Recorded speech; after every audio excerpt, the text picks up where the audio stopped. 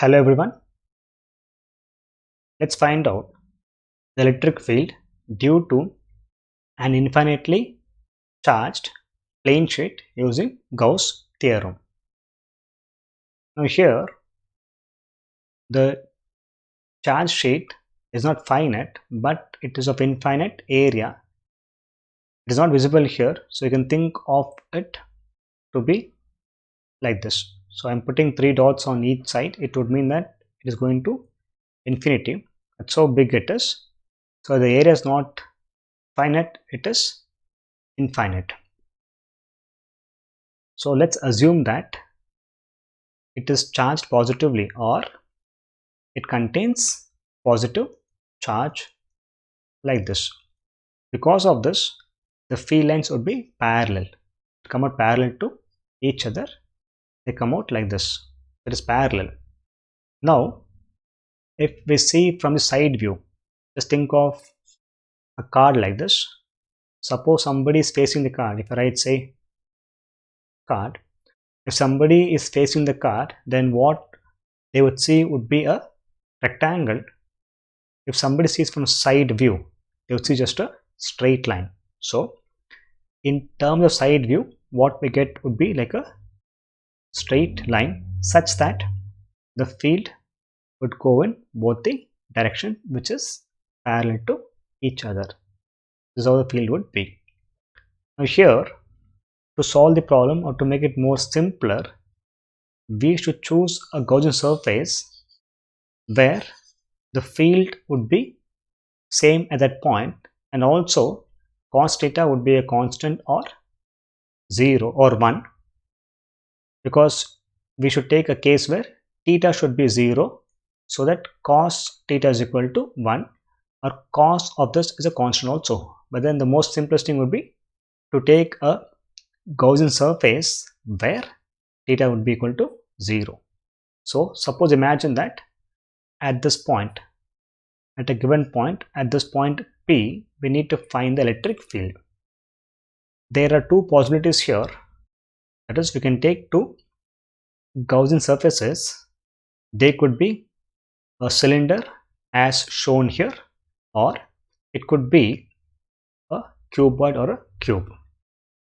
Now, the most simplest thing, or what most books will do, would be a cylinder.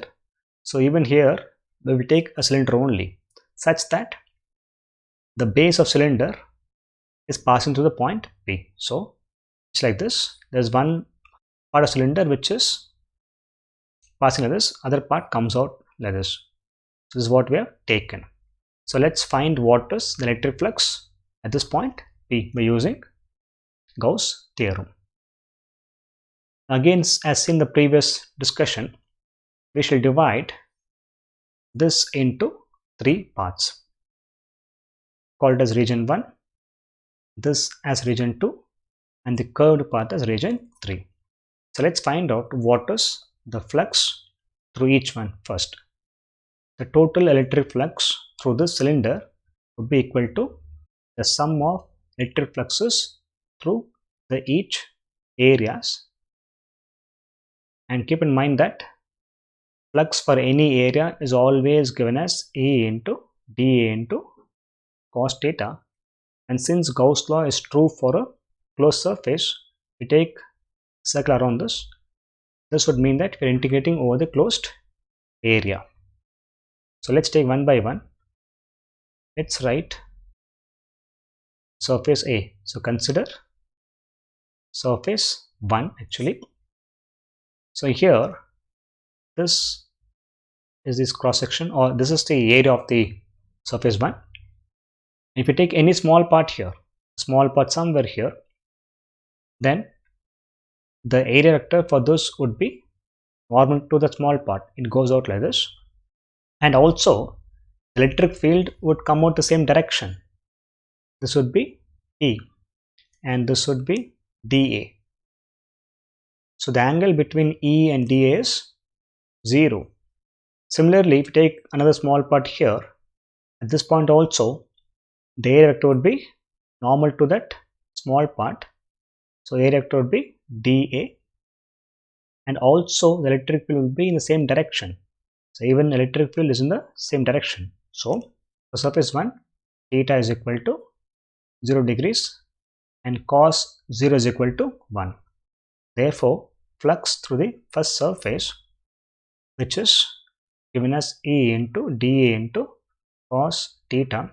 Keep in mind that the distance of the point P, the distance of this small area from this part is same. So the electric field would be same at all the points on this circular base, because of which E comes out, because E is a constant magnitude, and then what remains would be integral of S dA, because cos theta would be 1, and then it would be adding all the small areas. Imagine that you have a small elemental area here. So if you divide this entire thing into small areas and add up, we get the total area of this circular base. The area here would be E into, this is a circular base, so it will be pi into, let's assume that its area is small a. I mean radius is small a, so it becomes, area would be pi into a square, because it is a circular base. So this is the flux to the first surface. Now let's consider surface 2. Surface 2 also, we can put similar arguments. That is, if we take any small area here, electric field or area vector for the small region would be going out radially, because we saw that for a closed surface the area vector is always radially outward. It goes out normally. In this case, it will be going out normally only here also, or any, for matter, any small area. If we take it here also, even for the small elemental area, the area vector would be normal to that part. So this again would be dA. As seen earlier, the electric field also is in same direction, which means the angle between any elemental area and electric field would be 0. So same as in surface 1, even here also theta is equal to 0 degrees. That would mean to us cos 0 is equal to 1. So if we find the flux through the second surface, even there, if you solve it, we would get it as E into pi a square. So if you want, we'll call this as 1, this as 2. Now let's find the area through the curved path. So consider surface 3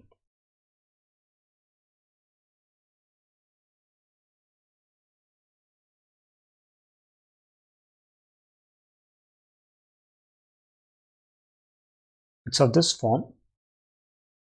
Is what we get, or you can just leave the circular part. Think of these two, and suppose, imagine that the cross section or the side view of the sheet or the conductor is like this. Then the field lines will go like this or like this. They go out like this. If you look at any small area on this part, small elemental area here, the area vector for this would be going out like this. So this is its area vector dE, and electric field is going like this. So for any elemental area, the angle between electric field and area vector would be 90 degrees, so that cos 90 is equal to 0. Therefore, the flux through the third surface would be equal to 0. So the total flux now is flux through surface 1 and surface 2 and surface 3. Flux to surface 1 and 2 are same in magnitude, which is E into pi a square, and flux through surface 3 is 0. Therefore, we get E into pi a square plus E into pi a square plus 0. That would give us the flux, total flux is 2 times E into pi a square. Let's call this as 3. Keep in mind that we obtain this expression by using definition of electric flux. Now from Gauss law, we know that the total flux through any Gaussian surface is equal to charge enclosed by epsilon naught. Now here we need to find what is the charge enclosed by this cylinder. That would mean that it is charged in this part of the sheet. We can't find it. We learnt in theory part that we can define a term called as sigma, where sigma was defined as surface charge density. So sigma was defined as charge by area. This would give us charge as sigma into area. Therefore, from here, Q enclosed would be sigma into area. Now area here is the area which is present under cylinder. That would mean area same as circular area here. Since its radius is a, it would be again pi a square only. So the sigma into pi a square. That would give us the flux using Gauss law as sigma into pi a square by epsilon naught. We will call this as 4. Now equating 3 and 4, what we get here would be E into 2 into pi a square is equal to sigma into pi a square by epsilon naught. From here, pi gets cancelled and also a square gets cancelled. Therefore, what remains would be E is equal to sigma by 2 epsilon naught. So this is the required expression for electric field due to a infinitely charged plane sheet. In terms of vector quantity, you can say E is equal to sigma by 2 epsilon naught into n cap, because electric field is normal to this circular cross section. So the field is coming out normal to this. So we put as n cap. N cap means unit vector which is normal to that region. So this is what is electric field. Now observe carefully here. There's something very interesting in this case, and that is the electric field is a constant at any given point. That is because for a given plane sheet, sigma is a constant, 2 is a constant, and also epsilon naught is a constant. So the entire electric field is a constant.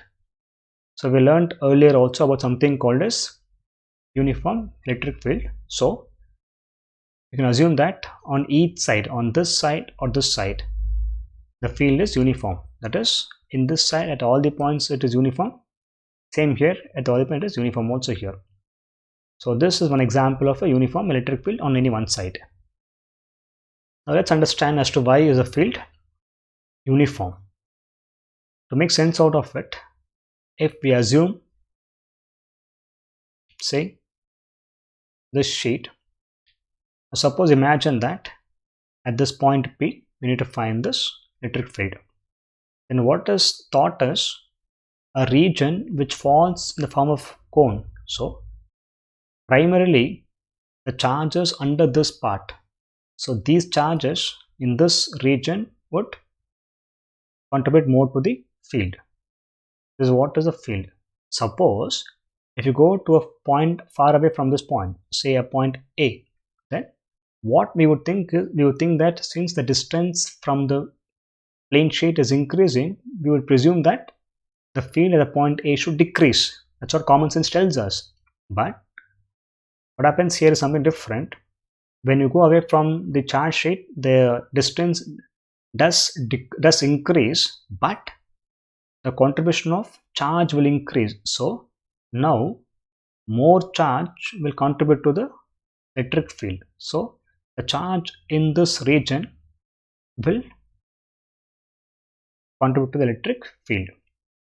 If we still go away from this point, say some other point B, now distance is further increased from this plane sheet, but more charge will contribute. Just think of this to be infinitely big. So more charge, it's infinitely big, so keep in mind that. So more charge will contribute to the field. So as you go away from the point, more and more charge would contribute. Hence, the effect of the distance is negated by more charge contribution. Hence, the field remains a constant.